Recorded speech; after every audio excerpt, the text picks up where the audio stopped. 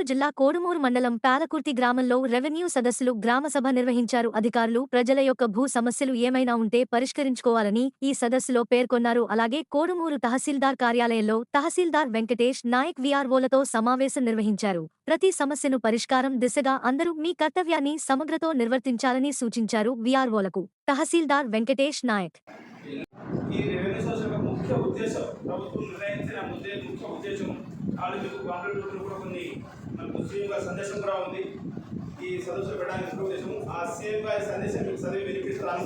తర్వాత ఆ సీఎం సందేశం అయిపోయిన తర్వాత మీ గ్రామంలో భూములకు సంబంధించిన ఏ సమస్యలు కూడా మీరు ఇలాగా ఎదుర్కొంటున్న సమస్యని అర్జీ రూపంలో మాకు సమర్పించాలి.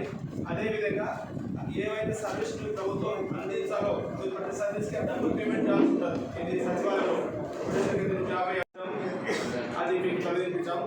అందులో బాగా ఇప్పుడు మనం జిల్లా కలెక్టర్ గారు ఒక పాంప్లెట్ అంటే మన గ్రామసభకి అధికార బృందం గ్రామాలు ఇచ్చినప్పుడు మేజర్గా ప్రజలకు భూమితో ఉండే అనుబంధం విడదీయరానిది. ప్రతి కుటుంబానికి భూమి అనేది ఒక భరోసా, వారి బిడ్డల భవిష్యత్తుకు ప్రధాన ఆసరా.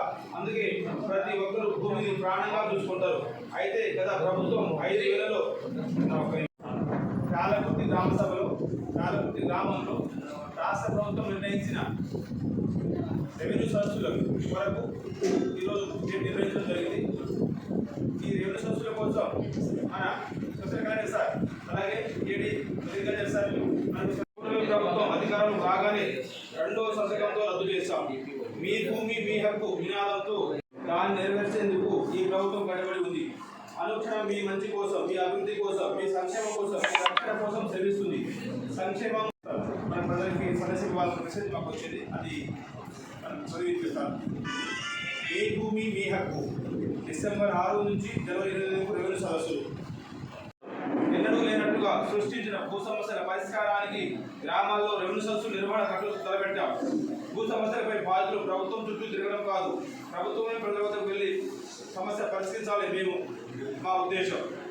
సదస్సుల నిర్వహణ క్రమం ఇలా: గ్రామ స్థాయిలో భూమి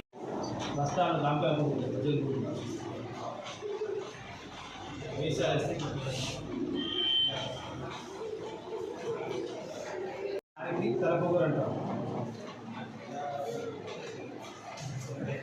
అంటే నా ఇష్టం నేను ఎందుకంటే మనకు నా ఇష్టం నేను చేసిన